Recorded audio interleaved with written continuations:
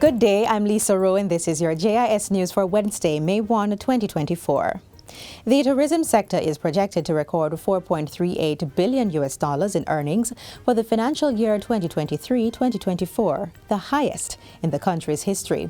Tourism Minister Edmund Bartlett says this represents a notable 9.6% increase from the previous financial year. He outlined this and other achievements while opening the sectoral debate in the House of Representatives on Tuesday.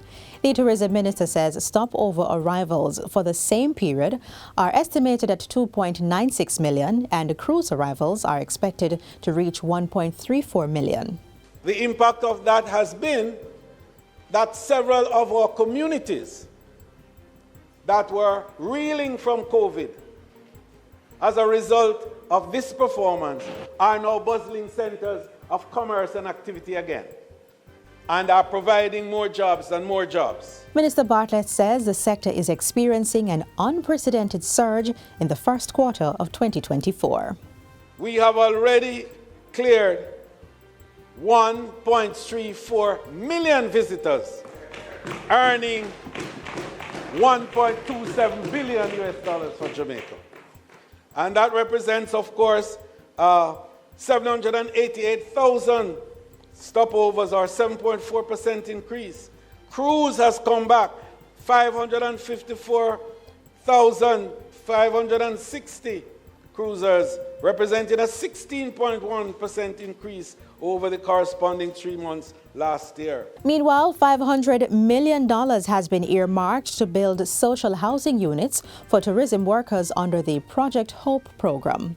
Tourism Minister Edmund Bartlett says that this figure will be matched by hotel investors partnering with the government, and 100 units are projected for construction this year. He was giving a post-review of his sectoral debate presentation at the post-cabinet press briefing earlier today. The units will be for workers in dire need, and the criteria will be similar to the new social housing program. The worker must have access to the land, of course, whether it's family land or they have long lease or something on it. They must be in really dire economic straits, either by virtue of their own social situation or by an induced activity like fire, a mega fire that destroys them and leave them and their children without shelter. On the broader housing initiative for tourism workers, Minister Bartlett says commitment has been confirmed from partners and investors in the industry for the development of 3,000 units over 5 to 10 years.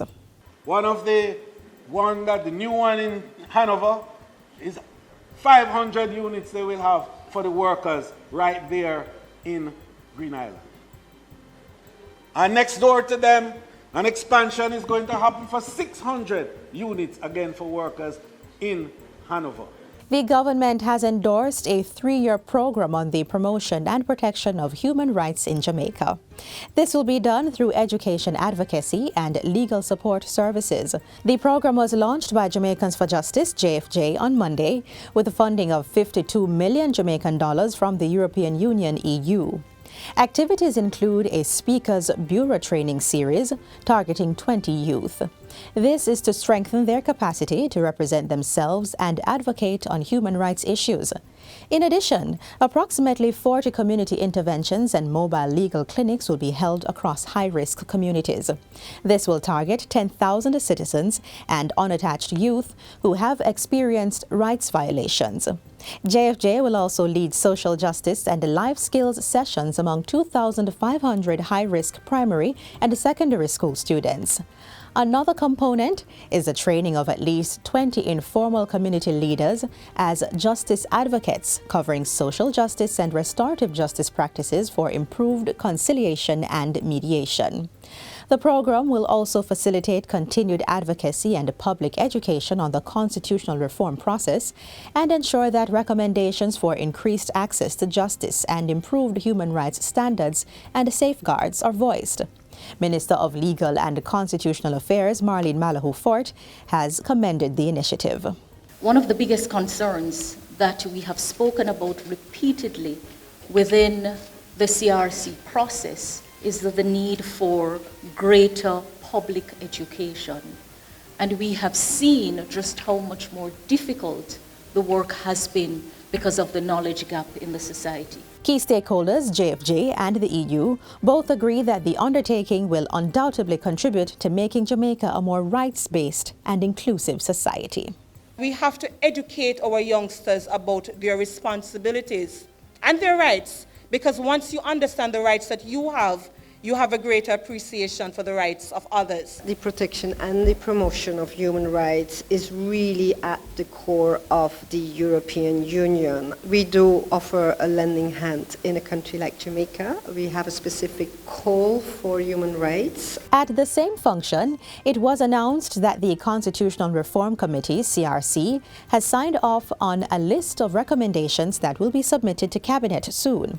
Minister of Legal and Constitutional Affairs, Marlene Malahoo Fort, says the document is being prepared for the signature of committee members. You can be assured that in the same way we have put online all of the minutes, the confirmed minutes of the meetings, the report will go to Cabinet and it will be tabled in the Parliament, and we will have an opportunity as a nation to discuss it in full. Minister Malahoo Fort says there are many lessons to be learned from the process being undertaken, and it is hoped that this will demonstrate a level of trust in the society and consensus that is required to move the work forward. The Heart NSTA Trust will be launching a digital technical and vocational education and training TVET platform. Managing Director Dr. Tanisha Ingleton made the announcement at a JIS think tank on Monday. Dr. Ingleton says this will modernize the traditional approach to TVET programs and services. The use of digital technologies, she adds, will enhance the accessibility, flexibility, and effectiveness of the offerings. The digital TVET platform will enable the transformation of lab-based courses into fully online experiences by seamlessly integrating immersive labs with online lessons, thereby bolstering the Trust's investment in Centers of Excellence labs. This initiative will enable the Trust to develop versatile quality TVET products and services for export, which will enable monetization of its investment. It is anticipated that over 200,000 enrollments will be facilitated on the platform over 3 years. And finally, the Heart NSTA Trust says it has surpassed several of its planned targets for the 2023-2024 financial year. Managing Director Dr. Tanisha Ingleton says there was an increase of over 9,000 enrollments across the different types of programs being offered. There was also an increase of over 1,600 in the number of persons receiving certification. Our placement target this year was 8,030. The Trust was able to achieve 10,464. That's 10,464 young people placed in viable jobs across Jamaica. This is a notable 30% above target. Dr. Ingleton says the achievements are attributed to several strategic initiatives by the agency. These include the removal of fees, the implementation of a robust training support services framework, and innovative recruitment strategies. And that's it for JIS News Today. I'm Lisa Rowe. Thanks for watching.